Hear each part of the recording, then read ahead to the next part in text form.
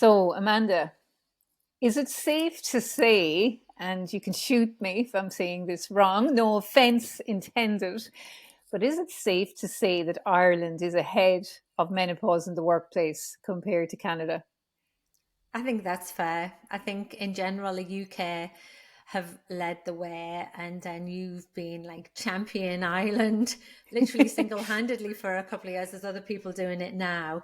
You were very much instrumental in me doing workplace talks. We had you gave me some counseling sessions, if you remember rightly. Because what happened is I got the opportunity to do a couple of talks, and I was like, wow, I was approached to do them actually for British companies online. And then, the momentum built, and I know that I am one of the few people doing them over here in Mm. Canada. And it really took off last year, like in October.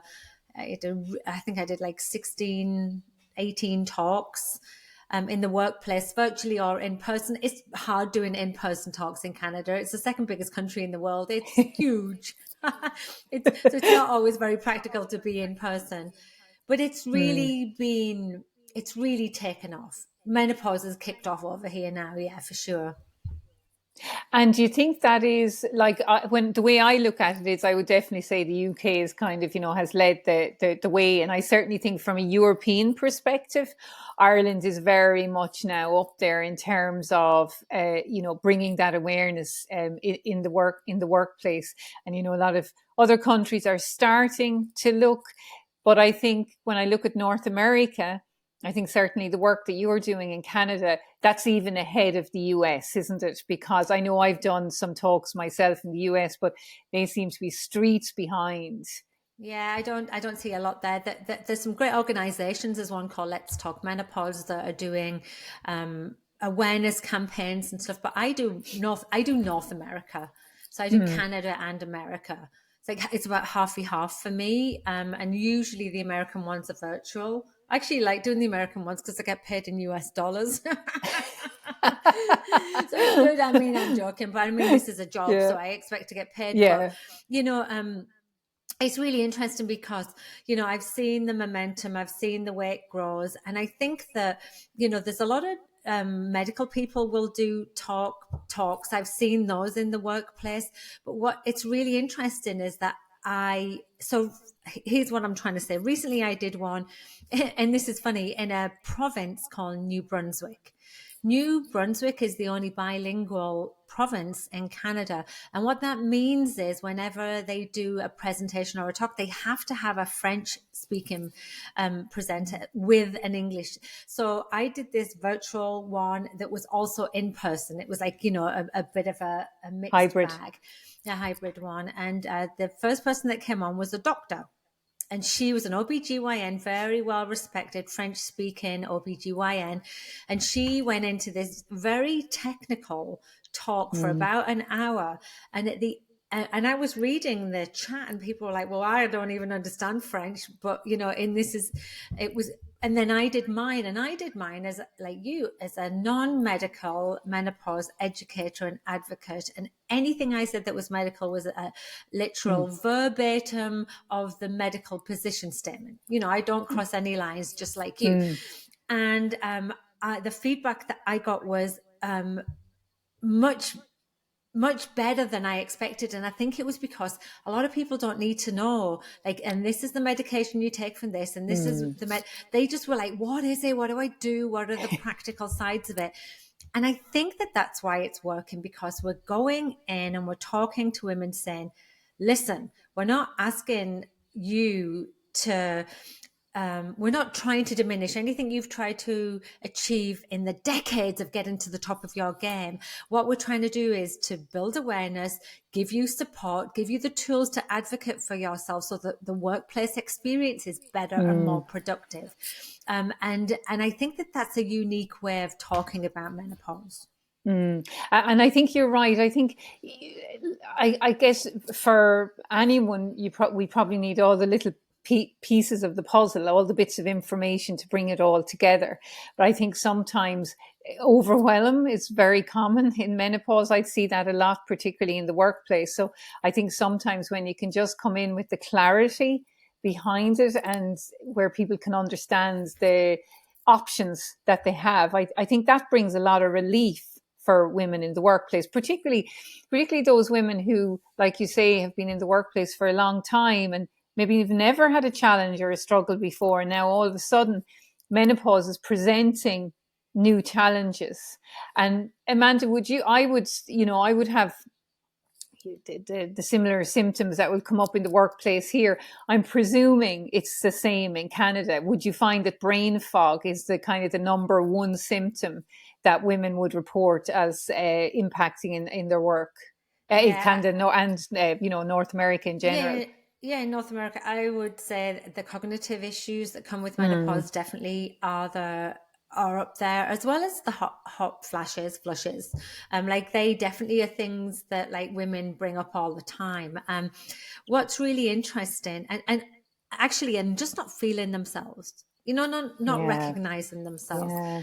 But actually, what's really interesting is, I just want to go back to what you said about clarity. I think there's always a risk of doing these workplace talks and giving too much information, trying to share everything that you know. And you and I both wrote books on this. We don't need to share the whole book. We need to give enough information so that women feel empowered. One of the things I've really taken from these workplace talks, and obviously, you learn as you go along and you find your groove and you find the message that resonates and et cetera, et cetera. But one of the things I find to be the most impactful is when female executives, CEOs, CFOs, whatever, head of HR, are involved in the talks that I do. And so they usually do like an introduction, probably the same for you. They're usually the ones that are pulling this together, which I'm very happy to see. And then sharing their stories and saying, I was in a meeting and I forgot words, or I had a hot flash, or I just didn't want to come in today. I just felt so terrible and I didn't know what to do. And that I don't think that these executives realize how powerful that is. That they show vulnerability with their strength. And then I see the whole room change. I see the whole room change and people go, well, if it's okay for her to talk about it, then I will too. And all of a sudden, the big taboo and stigma that goes with menopause in the workplace diminishes completely. Yeah, I think that's so true. I've seen that on so many occasions where you'll have someone, and I think it can be anyone sharing their story, but it definitely lends more weight when it's a C-suite executive who's kind of sharing the story, because opening up to that vulnerability is like, oh my God, really? And because a lot of people will perceive, like I know for me, Amanda, when I was a director in the bank, I can tell you, nobody realized or saw the issues that I was having with brain fog. And I would say, and I know when I've talked to people about it, they're like, God, you'd never have known, but it's a bit like the duck, the analogy of the duck, you look nice and calm, on the lake or the river or whatever, but underneath you're paddling furiously to try and keep up and to try and keep everything going, right? Yeah, it's exactly that. And I think that, putting this mask on and putting a brave face on doesn't help anyone.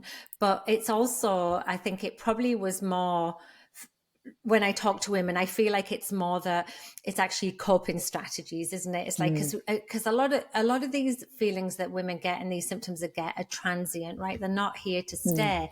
So what can you do to make your day successful, to make your job successful, to feel like you're actually contributing, etc. And so I understand why people would say, well, I never saw that part of you, but I wonder whether part of you wishes you'd said to someone, yeah, you know what, I'm struggling a bit, and it's nothing to be ashamed of.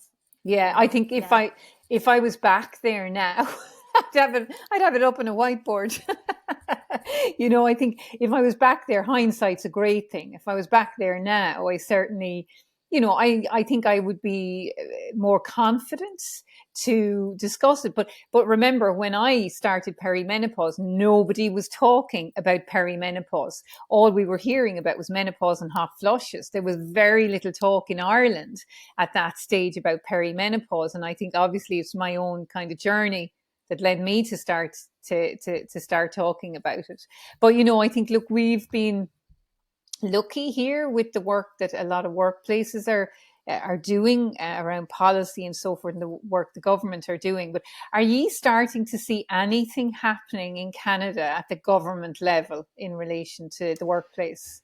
No, not really. But I work closely with a organization called the Menopause Foundation of Canada, and we've been in talks about trying to sort of emulate the work that Diane Danzebrink has been doing with the Menopause Support Network.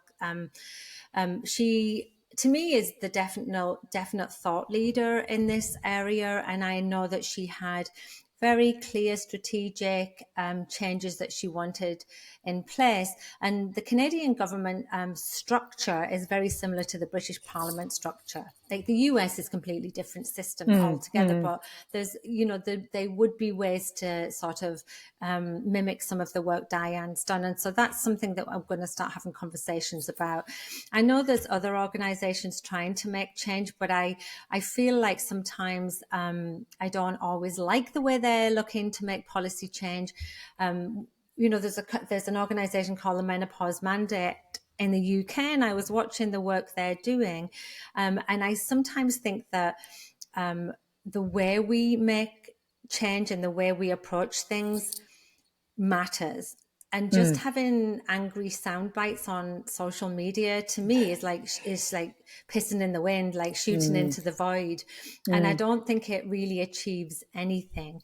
And I don't want to talk about women being angry and frustrated in a negative way, because usually that propels us forward to make change. But you want to present yourself in a really respectful way, in a professional way. And I know that Diane does that, and I really respect her strategy for doing that.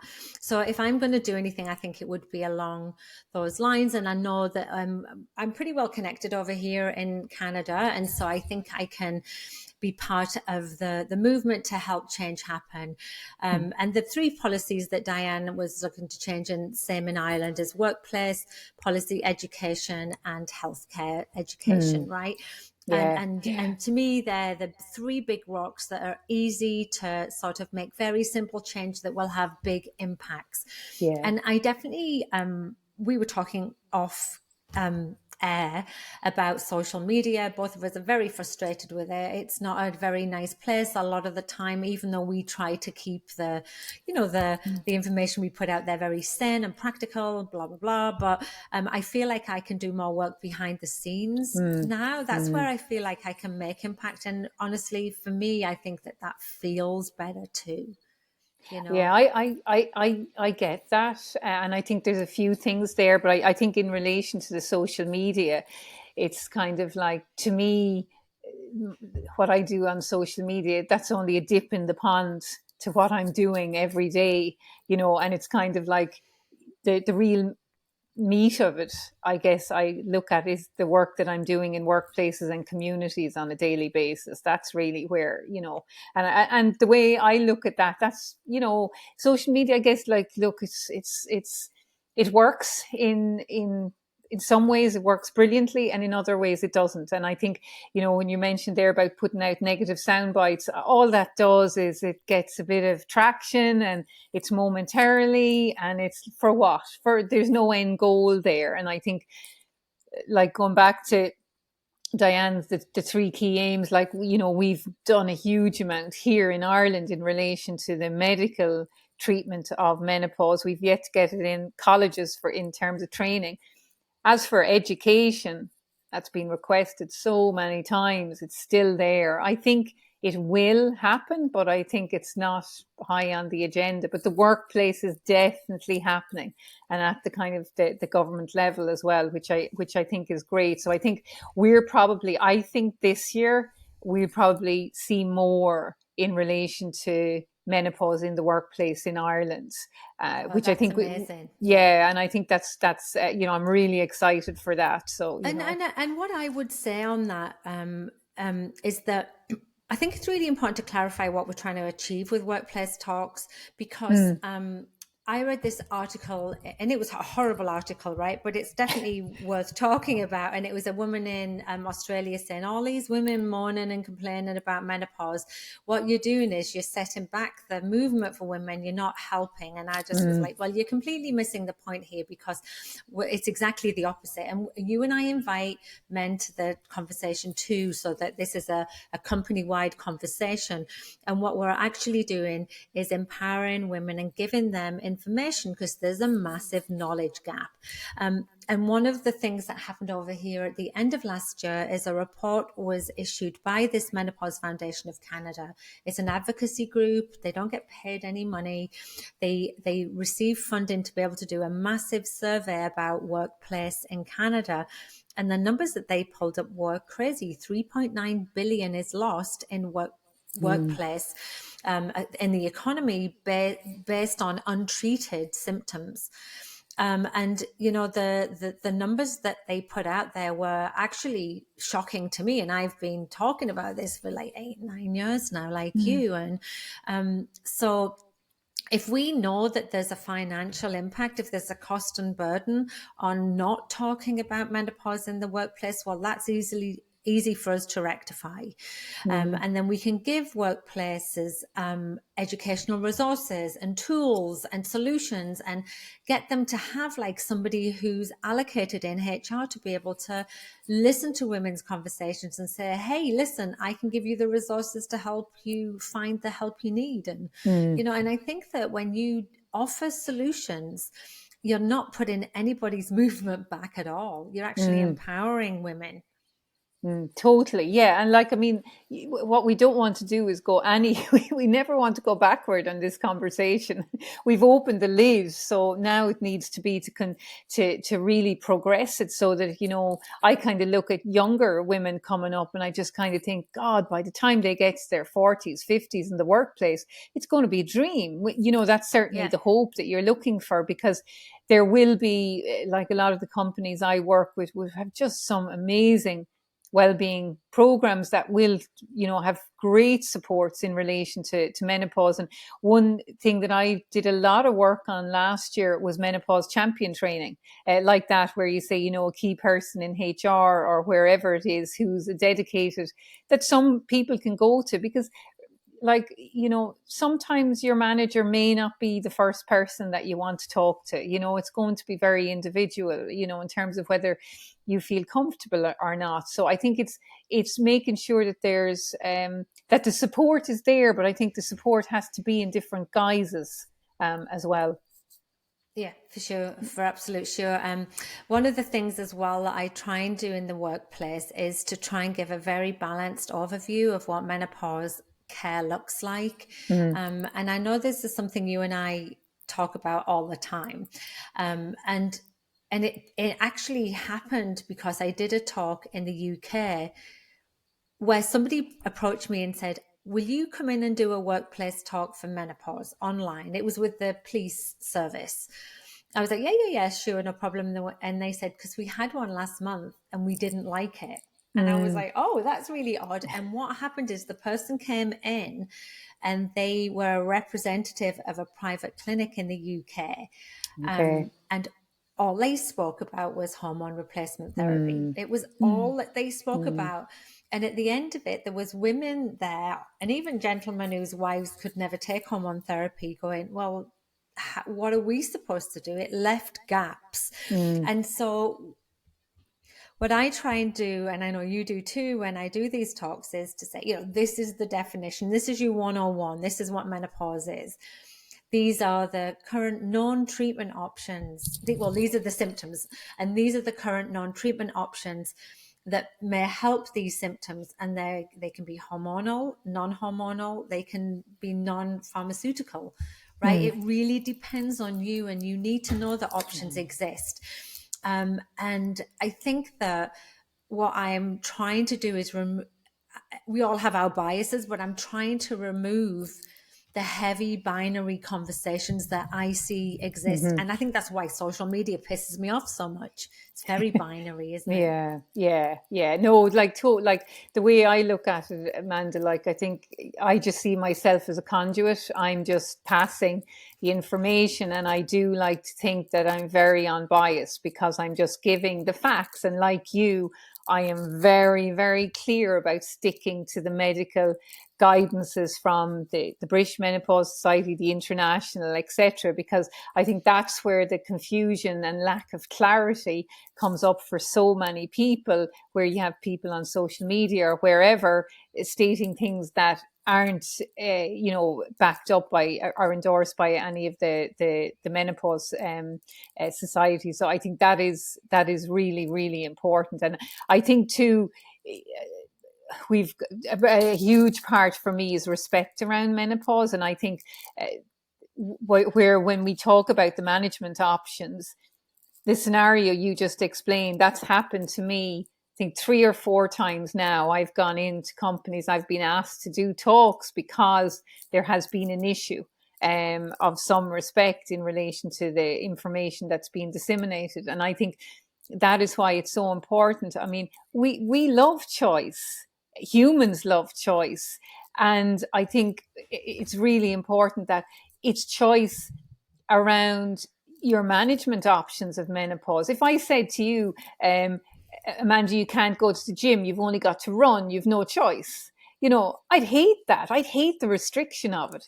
So you try, when it comes to management options, we got to realize, like, there's billions of women going through menopause, will go through menopause, and everyone's going to have a different journey. So what works for one won't work for the other.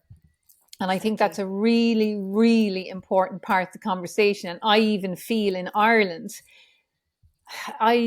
we've very much gone one-sided on that conversation. It has become quite medical, which makes me become even more determined to just make sure it's a very balanced view when I do talks, because people aren't getting the full details, the full size of the story. And I always use a really good example is you open a newspaper, you go onto a website, and it's like, for example, now it could be I started acupuncture, it could be I started HRT, 24 hours later I felt amazing. That is not the norm. Okay, it is not the norm. But if, when you see that out there, you might think, oh my God, what's wrong with me? That didn't happen to me. Exactly, so I think like it's that. You can apply that to anything in life. I mean, think about the diet world, right? It's exactly the same as that. Yeah. And so you've got to find your own way, but you can only find your own way if you have all of the pieces of the puzzle, for sure. And so, I've definitely found that that's one of the things that Canada hasn't fallen prey to yet, because we're a little bit behind. Honestly, in the conversation, I haven't seen that heavy bias yet, and I think that might be because the people that are doing the talking don't have a huge financial bias behind them, or like companies behind them. That's what I'm seeing. And we've got some really great doctors who work for Canada Health, being real amazing spokespeople. But again, I feel like it's in its infancy, even though it's getting traction. And I'm happy to be involved in this change, for sure.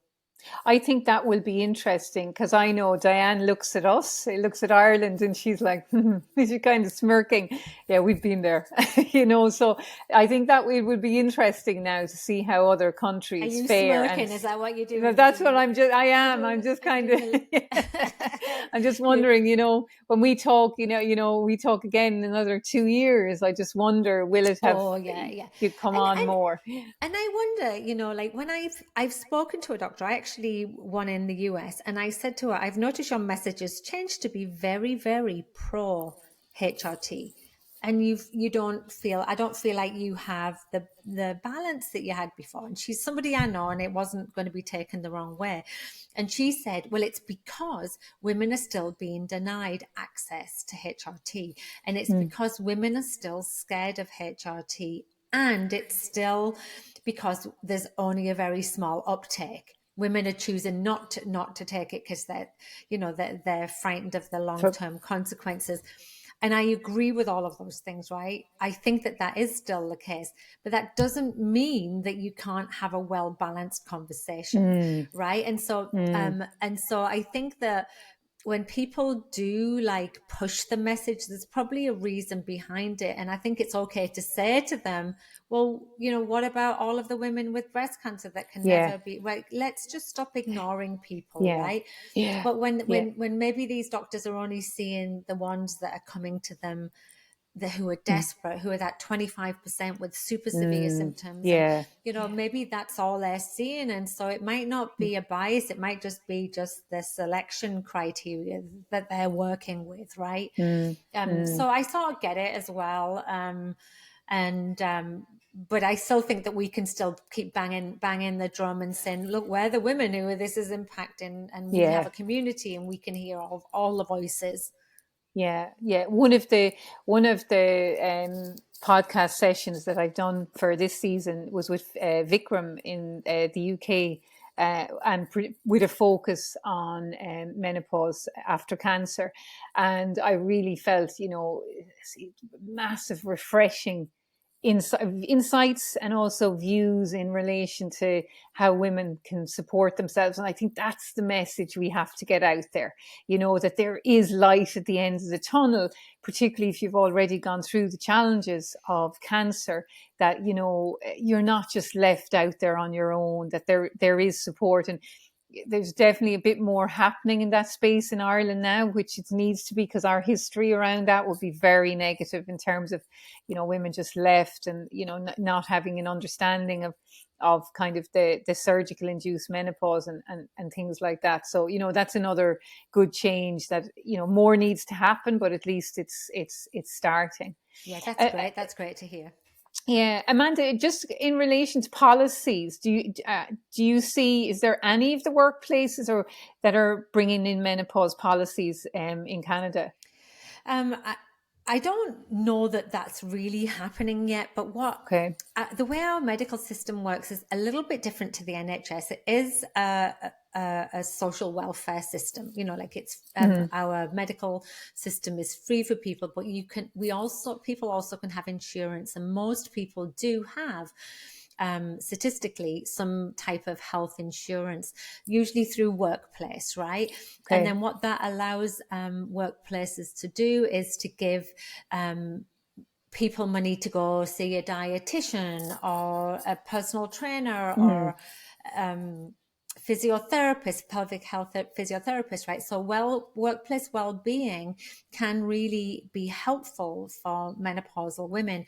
And so what I know is starting to happen is, you can start to see the conversation in the heads of these companies is like, okay, then we need to allow like funding to be available for women to be able to have access to these different solutions that may or may not be helpful to them moving forward. But that's about as all as I've seen right now. okay. I haven't seen any actual policy change in place, but because of this significant study that was done last year that Mm, got a lot of headlines, like I'm now speaking to company heads that are like saying, okay, we know that this is a burden on our company. What can mm. we do? And so I think it's only a matter of time before those changes, come into play. But Yeah. isn't that great though, that that's Yes. happened, that's kind of, it's opened the doors for discussion, which is hugely, hugely important. And I wonder, one thing that comes up a lot here, and I find it quite a kind of the controversial aspect of menopause in the workplace, is around the workplace leave, whether there should be additional specific menopause leave in the workplace. And that's something that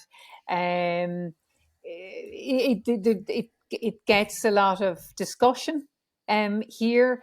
but I think, there's pros and cons to it, but I'll just be interested to see whether that's something that comes up for you in Canada as well.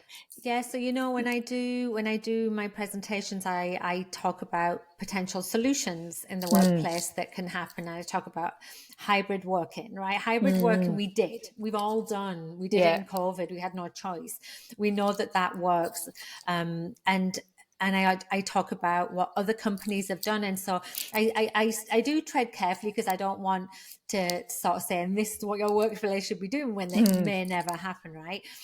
But I talk about what other companies have done successfully. And in the UK, there was that company whose name escapes me right now that allowed 10 days, no questions asked, leave to women and their spouses or partners based on their menopause symptoms. And the reason I put their spouses in is probably because they needed to take the kids to school or something, right? Yeah. It's that type of thing.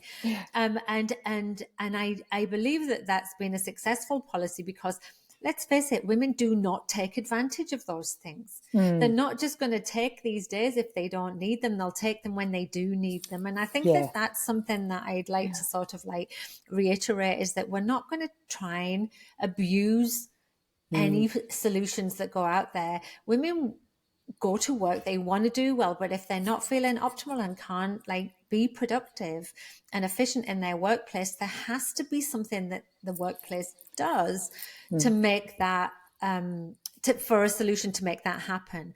And whether that's like they work from home that day, they go online, and you're like, I can imagine a woman lying on a sofa going, oh my God, I can do this lying down, but I can't do it sat up at my desk, especially when Bob's eating peanuts next to me and I just want to smash him in the face, No, but I think that, different working options, I think, is one of the easiest solutions to me. Yeah. And I see, that's where I kind of get stuck on this one, in that I want an employer to do everything to support a woman to stay in the workplace, whatever that is, whether it's the healthcare aspects, the managerial support, the flexible working from home, etc. So, and you would find here a lot of companies do have a very good, say, extended leave policy or extended sickness policy, that, if someone had very severe symptoms with their doctor and so forth, you could argue would fall under that. I think that's a really nice ask no question. I think that's a nice way to do it, because I know in Ireland, Bank of Ireland here brought in menopause leave, but I haven't seen what the uptake has been to date. But I know initially it was very, very low, because you have a drop-down menu where you're putting down that you're out because of menopause. And again, that's a step that it's kind of question, are women ready to take that step, So whereas I think if you have something like ask no question, that's easier, isn't it? I would have thought, it's easier to tick that box, but for sure. But I think that, like in the UK, they've got a lot of policies there, that are available to download and that companies can look at. And so I think that it's for me, it's okay for companies to have different ways of doing this. I don't think there needs to be like a global solution. I think it can look different, but I think that, for sure. But I think that, but just having it as a classification in the workplace is something that's important. That's what I think, right? I think that that's something that they need, and so just having that recognition is really important. So I'll keep you posted on how that goes in Canada. No, that would be. Yeah, I'd like that to get moving for sure. Yeah, no, that'd be exciting to see. And I have I flicked through that survey from the Menopause Foundation, but I must sit down now and have a good go through it. But it's like that. It's when you start to see the dollar implications, that's where, the conversation does change, and I think that's an important thing, because that's really, then it means that the senior management they will start to open up to that conversation, and we just needed to then kind of just drill down, Yeah, exactly. And I think, change needs to happen from the top. There's enough people doing a grassroots movement. The reason I get in is often because it's the grassroots movement of women saying, will you come to my workplace? Will you come to my workplace? You know that, right? So getting buy-in from management is definitely like the key to making this change successful. And I don't know about you, but as soon as I've done a talk, I follow up with emails and go, hey, how's it going? Can I jump on a call? Can we see if you need any more solutions for the workplace? I make sure that, because everyone feels empowered in the moment, but then you've got to keep the momentum going. Because I think that's a really important part of it. And I talk a lot about this with HR managers, etc. You know, supporting menopause, it's not a flash in the pan. You have to be committed to it long term, because this isn't just a trend that's here and it's going to go away. Yes, it's trendy at the moment because we're now discussing it, but the aim is that it becomes an embedded part of any workplace structure, you know. So it's just that menopause isn't going anywhere. No. Let's face it, yeah. No. Well, Amanda, thanks a million for chatting today, bringing us up to speed, and look forward to we'll definitely have to check in specifically on the workplace now next year and see what's happening over in Canada.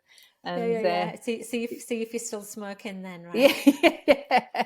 Maybe you'll bypass us. Who knows? Who knows? Fingers crossed. Who knows? Thanks, Catherine. Good luck with the podcast. Thanks for having me on. Thanks, Amanda. Take care. Bye.